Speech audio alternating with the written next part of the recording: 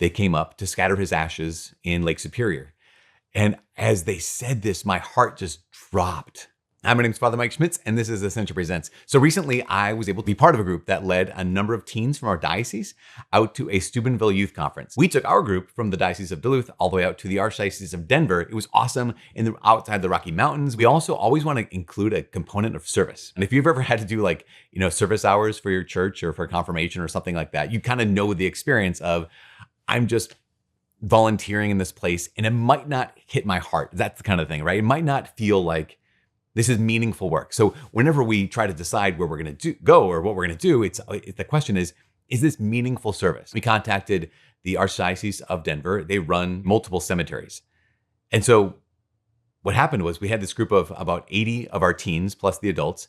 We went to the cemetery, and the man who runs the whole thing, he gave us their philosophy of not only taking care of those who are grieving, but taking care of the dead. And there's a couple lessons about this that was just so powerful. Number one, he said in one of their lines is, we fill the void of loss with faith.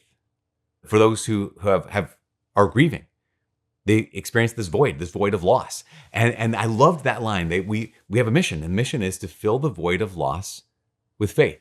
If you've ever had a loss, if you've ever had that grief, you know that a lot of things kind of cram in. We can fill that the void of that loss with distractions. We can fill the void of that loss with destructive behaviors that just kind of try to numb ourselves to the pain. We can sometimes fill that void of loss with superstition or with those things that I might tell myself in order to make myself feel better. But to fill the void of loss with faith connects this pain I'm going through with the reality of God.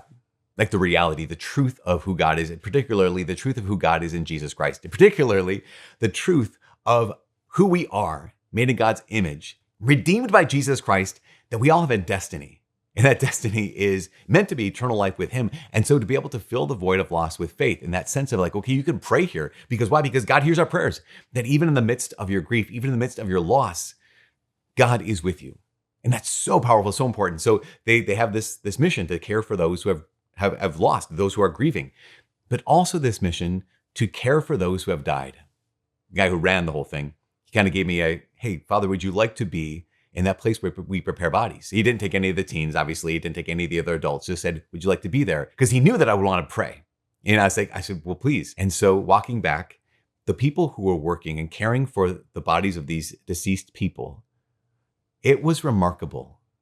The respect they had for the bodies of those who had died.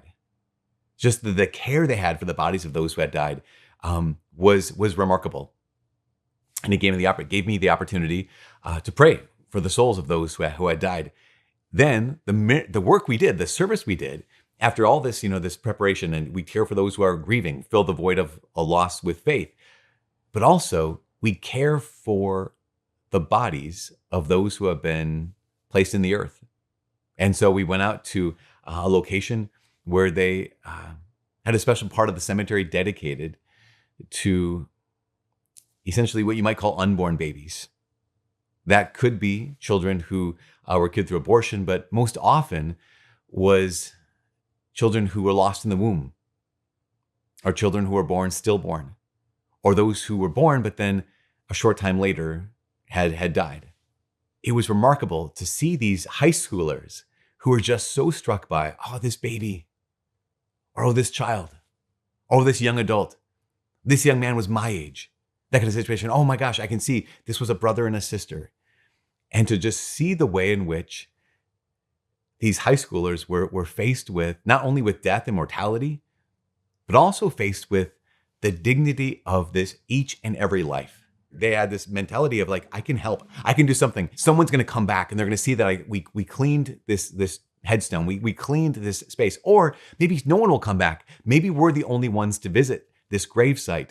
Maybe they don't have family who visit them regularly, but we can be here. We can visit. And realizing that was an honor that was extended to them. One of the corporal works of mercy is burying the dead. And there's something so powerful. It's connected to theology of the body, right? Where we know that you are your soul, but you also are your body. And that when our soul and body are separated in death, that's what death is, the separation of body and soul. the body still has an intrinsic dignity. Yes, it goes into the ground. Yes, it decays, or maybe it's cremated and it's entombed in the earth, but it still has this incredible dignity. Why? Because it's your body. I got back from that trip, and I was at a local church. There's a group of adults in the back, and at one point they saw me and they kind of waved. And I'm like, okay, how can I help you? And they said, well, we're in town, and long story short, they said that their father, these are all adults, their father had passed away, but he had gone to that church as a child. And so they came up to scatter his ashes in Lake Superior. And as they said this, my heart just dropped. I made another video on this, that as Catholics, we can be cremated. My heart dropped because they had cremated their father, but then they were going to scatter his ashes. He loved Lake Superior. We were going to scatter his ashes there. They said, is there some kind of prayer we can pray? They didn't know. Again, it was almost through no fault of their own. They just didn't know. I'm sorry, we don't do that as Catholics. And I said, I encourage you, go back home, pray at the lake, but then bring your father's remains, or cremains they call them, bring your father's remains back home and talk to your priest and ask if he can help you find a suitable place, a sacred place for your father's remains. They left because I don't have any authority over them, right? I can't tell them anything else, but I just have been praying and so hoping that they didn't scatter their father's ashes. Why? Because the body is meant to remain intact. Yes, of course, we corrupt, right? We disintegrate, we go to the earth, but there's also, I just kept thinking, you love your father so much, and here's Lake Superior, you're going to scatter his ashes, and where will you go to visit him? We can go back to that same spot you scattered his ashes, but the remains are gone at this point. But just like those teens who realized, here is this child, here's this young person, here's this adult, and those who loved them can always come back and visit their gravesite, can always come back and know that, okay, their remains are here. Their soul is somewhere else, but their body, or the remains of their body, are here. As Catholic Christians, we know that we are not permitted to scatter ashes. We're not permitted to put ashes in a little necklace or any other kind of jewelry. We're not permitted to divide up the person we love's ashes and give a little bit to this and a little bit to that. We don't do that. Please never do that. If you have done that, or if you have that trinket or locket with someone's ashes in it, bring it to your pastor so he can take care of it and help you give a proper place for the remains of your loved one to rest. We believe in the resurrection of the body. How God will do that mysteriously? Yes, he can do all things. He can, yes, reconstitute a body, or however that's going to work in the resurrection of the dead, the resurrection of the body.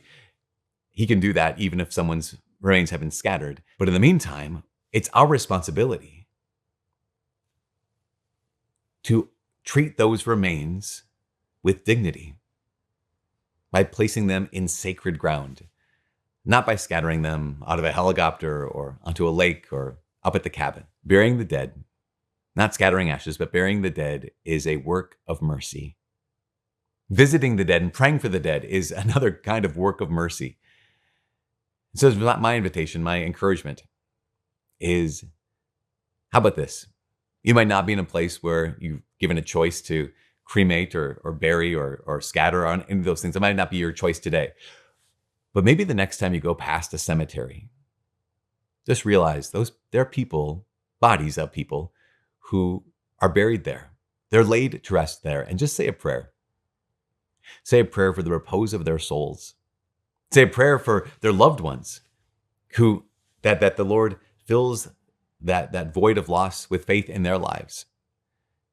And think about your own death, and the fact that one day, where they are, you will be.